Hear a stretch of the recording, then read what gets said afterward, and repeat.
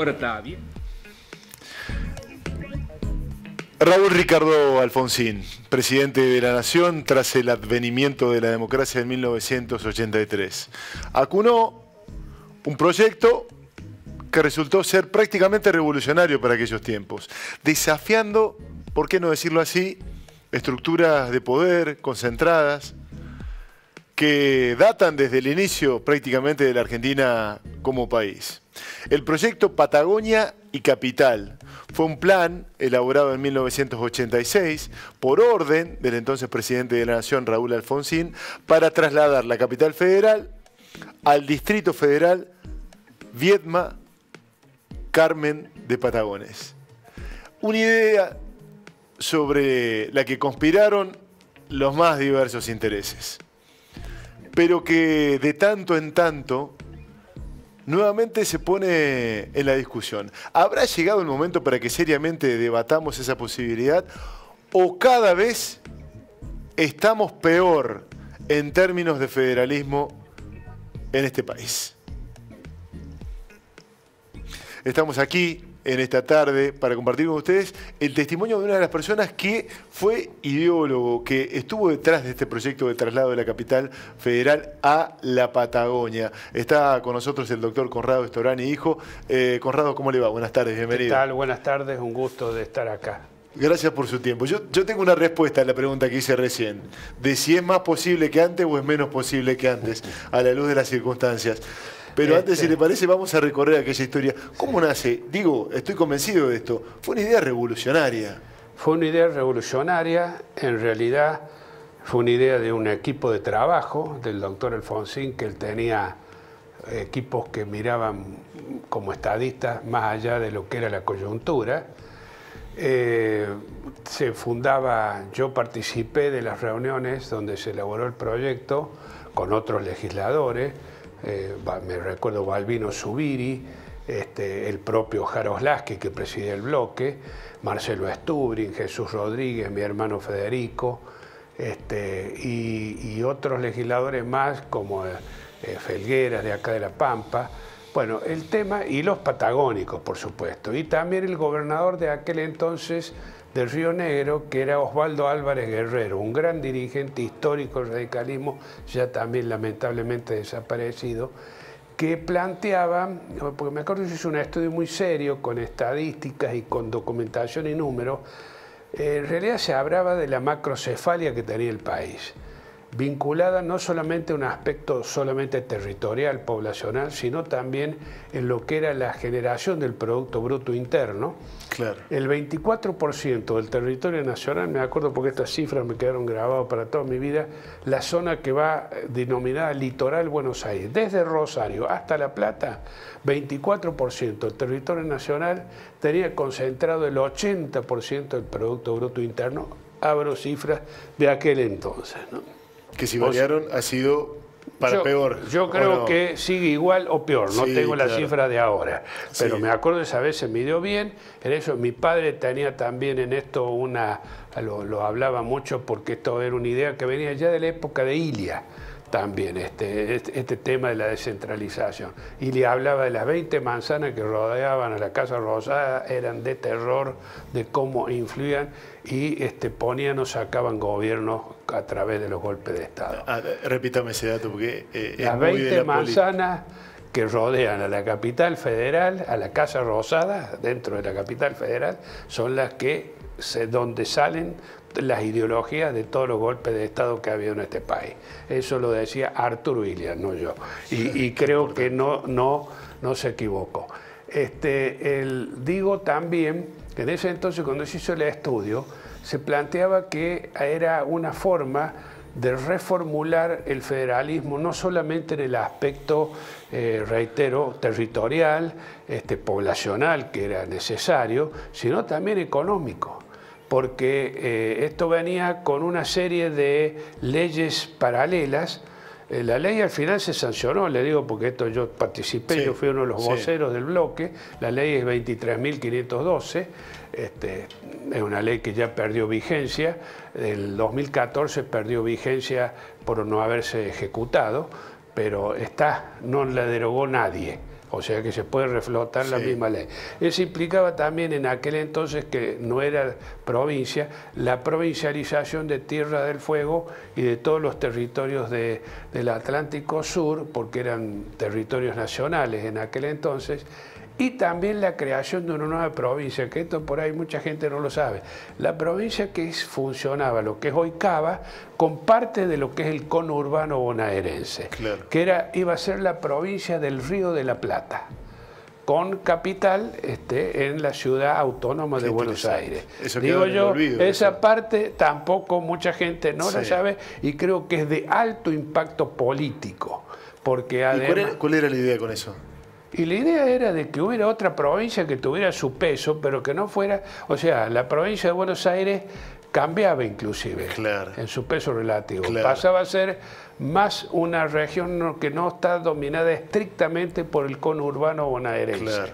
¿Se da cuenta? Porque, entiendo. o sea, entonces era una forma de también distribuir el territorio de una manera diferente, con, por supuesto, un acto de impacto, porque además había leyes de promoción para toda esa zona patagónica, era para desarrollar la Patagonia, en el sentido de que esto era un proceso que llevaba, de acuerdo al proyecto de ley que nosotros sancionamos, 12 años para el traslado a la capital, porque obviamente significaba en aquel entonces, me parece, no me quiero equivocar en la cifra, pero se hablaba que el costo total en esos 12 años implicaba unos 3.000 millones de dólares aproximadamente el traslado, que también se podía financiar con, obviamente, la venta de muchos inmuebles que iban a quedar inactivos del propio Estado Nacional, porque esto implicaba el traslado de los tres poderes del Estado.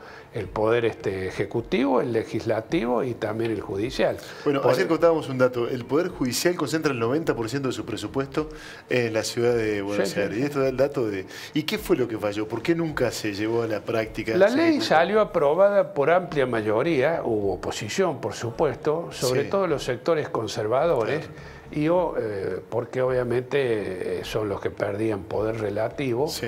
Me acuerdo la UCD en aquel entonces, que era la que representaba a los sectores más conservadores, algún sector del justicialismo por otras razones, no todo, porque estaba, recuérdese que en aquel entonces había dos bloques, estaba el bloque que estaba ya los renovadores, con Cafiero un poco a la cabeza, y estaba el otro bloque con Diego Ibáñez, que era el bloque tradicional, digamos, donde estaban los sindicalistas, en fin, gente más vale de la derecha del justicialismo. Esa gente también tuvo alguna oposición.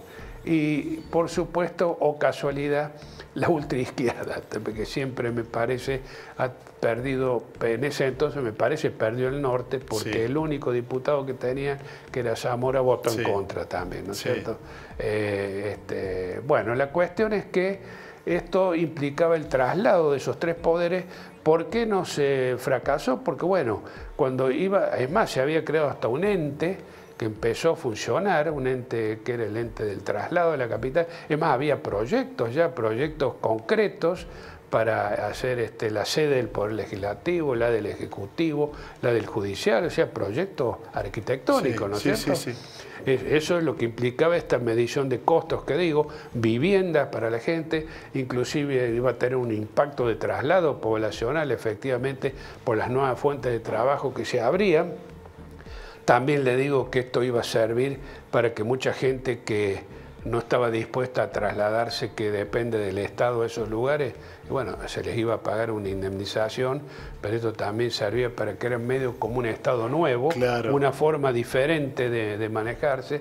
En fin, lamentablemente hubo muchas presiones en contra, sobre todo el poder económico, concentrado los sectores financieros muy fuertemente en contra de esto, que eran los que tenían mucho peso relativo dentro de los factores económicos, y específicamente también quiero decirlo, se dio una situación que vino una crisis, como ustedes recuerdan, en la época nuestra de Alfonsín, cuando iba a empezar a ejecutarse esto, y lamentablemente, bueno, ahí también, ya cuando vino el cambio de gobierno, que asumió el doctor Menem como presidente, bueno, directamente el proyecto se cajó. Con otro posicionamiento hacia los sectores. Con otro posicionamiento a los sectores, por supuesto. Conrado, no quiero, en el marco de este debate, de esta discusión, dejar pasar su presencia aquí, la cual agradecemos, sin preguntarle, por ejemplo, hoy tenemos un gobernador de la provincia de Santa Fe, de origen radical, que está reclamando más federalismo, en el marco de un partido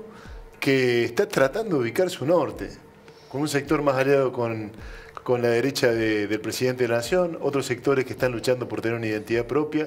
¿Cuál es su opinión sobre esto?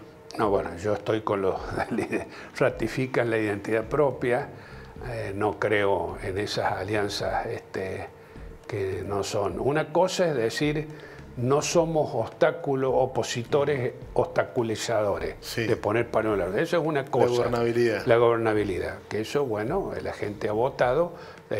Nosotros nos pasó cuando Menem apenas asumió, lo digo como ejemplo, porque no es la primera vez, nosotros le poníamos los votos hasta que hubo el cambio de, acuérdense, por el anticipo de entrega del poder, hasta que hubo el cambio de diputados, ¿no es cierto? O sea, nosotros le dábamos el número, nunca le negamos al oficialismo lo que había, la gobernabilidad. Eso es una cosa. Y otra cosa es acompañar proyectos que son incompatibles con la ideología fundacional de la Unión Cívica Radical. Entre ellos, lo de la educación pública es absoluto, yo le aseguro. Yo además soy fundador de la Franja Morada hace muchos años. Tengo un orgullo para mí de mi vida de haber sido fundador de ese grupo, que es formador de grandes líderes políticos. La mayoría de los líderes políticos de nuestro partido han pasado por ahí, una gran escuela. Actual, sí. La actual ha pasado por la Franja Morada, Piera. Sí, la Piera, Piera, que es presidente de la FUA, es un orgullo para nosotros, además para la ciudad, que el Río Cuarto tenga la universidad, acá tenga la presidenta de la Federación Universitaria Argentina. Yo por eso digo, yo estoy dentro de los sectores que creen que el radicalismo obviamente tiene que encontrar su norte. Yo también hago la autocrítica. Creo que nosotros no supimos manejar bien la alianza que tuvimos con Juntos por el Cambio. Tuvimos también ahí algunas cuestiones que no fueron claras. Esto hizo que nosotros tuviéramos situaciones que estuvieran muy reñidas con lo que es la práctica de la ejecución política que hacemos en la Unión Cívica Radical. Yo, razón por la cual, por supuesto, me hago cargo de lo que me toca, de toda esa etapa, y creo que en eso tenemos que ser claros en la autocrítica. Pero la Unión Cívica Radical es un partido para mí fundamental para la institucionalidad del país. O sea, no creo, como cree el presidente, que es el origen de todos los males de la Argentina, porque él arranca desde Irigoyen diciendo de que ahí arrancaron los males del país. Y si uno se pone a ver las cifras del gobierno de Irigoyen, de Alvear, y con lo que pasa hoy, tendría que ser exactamente al revés la exigencia que se podría tener. Entonces yo realmente creo que nosotros tenemos una obligación, no solo moral, sino material, de poner al radicalismo de pie nuevamente para poder tener las condiciones necesarias de hacer una oferta a la ciudadanía. La ciudadanía después decidirá, porque esto tampoco se puede imponer. O sea, tenemos que adecuarnos a las épocas que se viven. Hoy se maneja todo, como ustedes saben, de otra forma de llegar, el gran desafío que hay las redes sociales y demás, que yo por lo menos soy de otra generación. Está bien. Que estoy pero lo importante sigue siendo el mano a mano también y las construcciones y los ideales. Doctor, le agradezco tanto su presencia esta tarde. Bueno, muchas gracias. Muchas gracias. Yo les agradezco a ustedes que me hayan invitado y siempre quedo a disposición para lo que ustedes necesiten de estos temas. Bueno, un debate de siempre, el federalismo, pero además también hoy en este día tan especial en el que corre como un reguero de pólvora las protestas en las universidades. Estuvimos hablando con uno de los fundadores de Franja Morada. Seguimos con más.